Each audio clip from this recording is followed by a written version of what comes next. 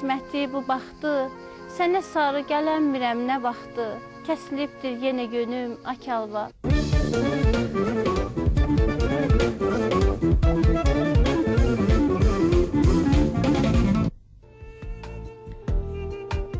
Yaşlıların dediyinə görə Kalva kəndi 2-ci Dünya müharibəsinə dək ayrı-ayrı qazmalar şəklində olub. Qazma bir neçə yaxın qohumun birlikdə yaşadığı yeri deyilir. Bu qazmalarda maldarlıqla məşğul olanlar yaşayırdı.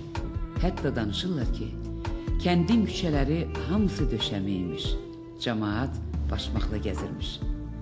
Söyləyirlər ki, 2-ci Dünya Savaşı zamanı Kalvada hətta həyətləri ayıran çəpərlər yox imiş. Sonradan qazmalarda yaşayan Kalvalılar kənddə cəmləşdirilib. Kalvada hazırda bir neçə məhəllə var.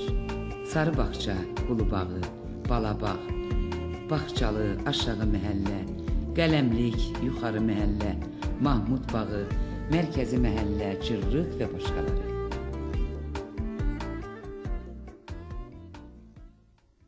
Kalva kəndi qədim tarixə malik bir kənddir. Türk mənşəli kənddir. Mənbələrdə göstərilir ki, bir neçə ailə Qubadan gətirilib bura vaxtı ilə. Var, bu tarixi mənbələrdə var. Buradan küp qəbirlər çıxır. Hələ 1885-ci ildə Kalvada Rus-Tatar məktəbi açılmışdır. Elə bizim indi burada tədris etdiyimiz məktəbin binası da həmin bu yerdə olmuşdur. Məhz 1926-cı ildə məktəbin binası yenidən tikilmiş və burada Kalvalıların ixtiyarına verilmişdir. Bizim bu kənd Kalva kəndi. Dağ yerində olmasına baxmayaraq sudan çətinlik çəkirik. Safozun direktoru Hacıyev Şahlar dünyasını dəyişib, Allah ona rəhmət eləsin. Çox böyük çətinliklə Sərdaxanı deyilən yerdən su gətirdi bura. Həmən o bulaq hindidə durur. Biz ona çox dua eləyirik və istifadə də eləyirik. Kalva kəndində 18-ci əsrin sonu, 19-cu əsrin əvvəllərində Haqq aşığı deyilən Aşıq Baba adlı bir aşığımız olub. Qalib Soltanoğlu ziyalıdır. 40 ildən çoxdur ki, müəllimlik eləyir. Şərəf nişanı ordeni ilə 1978-ci ildə təltif edilib. Ali dərəcəli müəllimdir. Kəndin tarixi ilə, etnografiyası ilə bağlı bir neçə kitab çap etdirib. Kalvanı canından artıq sevir. Haqq aşığı Baba Şirvani ilə el sənətkarı Kalvalı Əli Kərimovla bağlı bir neçə məqalə çap etdirib. Ən böyük arzusu Kalvanın mənəvi dünyasını araşdırıb üzə çıxarmaqdır.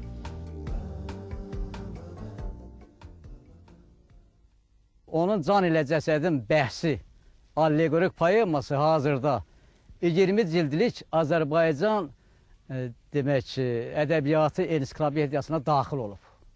Əfsuslar olsun, orada göstərilir ki, yeri məlum deyil, amma bu, mən deyirəm ki, Kalvadan hətta onun nəvəsi adını daşıyan baba kişi mənim qonşum olub. O, Aşıq Baba haqqında mən 7 çap vərəqində material da toplamışam.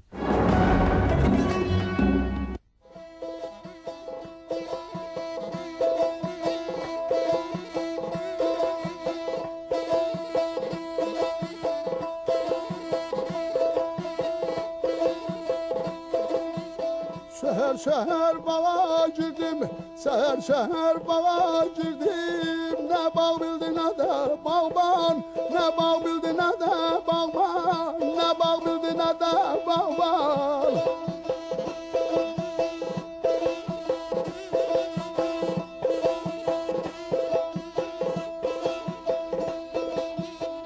El uzadı bir gözlerdim, el uzadı bir gözlerdim. Nə bağ bildi, nə də bağban, nə bağ bildi, nə də bağban, nə bağ bildi, nə də bağban.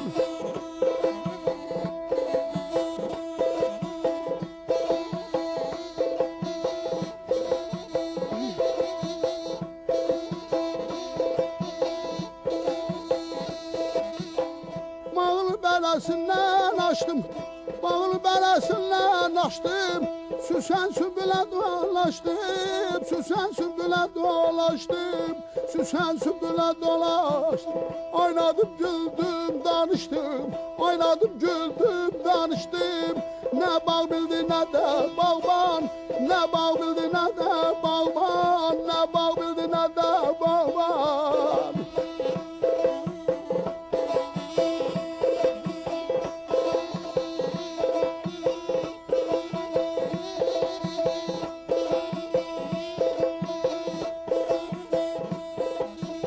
Dedim bu bağa cem yerdi, dedim bu bağa cem yerdi.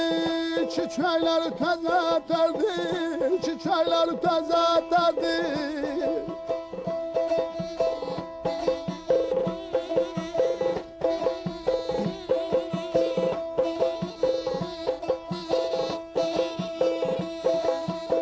Yarıma musa verdi, yarıma musa verdi.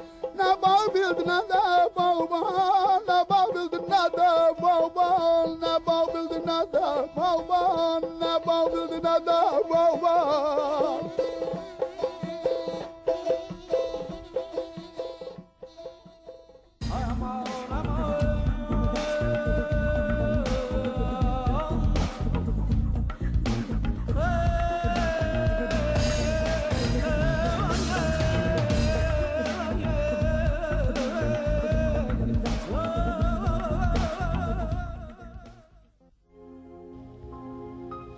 Əbədi əzəli qibləgahımdır. Mənim ilk laylamdır, son pənahımdır. Səadət ətirli xoş sabahımdır, Günəş tək nurludur üzü anamın. Zirvədir, qar yağı buca başına, Qurbanam alnının hər qırışına, Ömürgün yolumun hər qarışına, Düşübdü ləpiri izi anamın. Arzusu saçını sərib günəyə, Hələ bu dünyaya sözü var deyə, Bir gün nəvələri qaydar deyə, Dikilib yollara gözü anamın. Heç zaman dönmüyor üzül qarından, Daim nigarandı balalarından. Məni bu dünyanın bəlalarından Qoruyur duası, sözü anamın.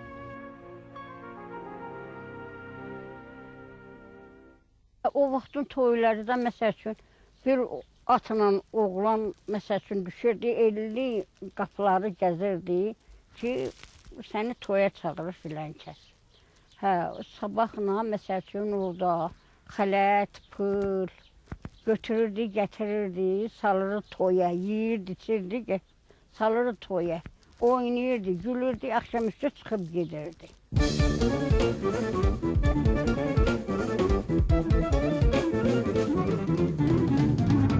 Gedərdi məsəl üçün ki, filan kəs, sən qızı mən oğlum üçün alıram. Hə, bir dəfə deyərdi, yox. İkinci dəfə gənə gedərdin. İkinci dəfədə deyərdi, nə bilim, atası bilir, əmisi bilir, dayısı bilir. Hə, ondan üçüncü dəfədə yığlardı hamısı, hə deyərdi. Məsəl üçün bir qoyun aparardıq, bir üzü yaparardıq, bir çətim aparardıq, yerdilər, içərdilər orada.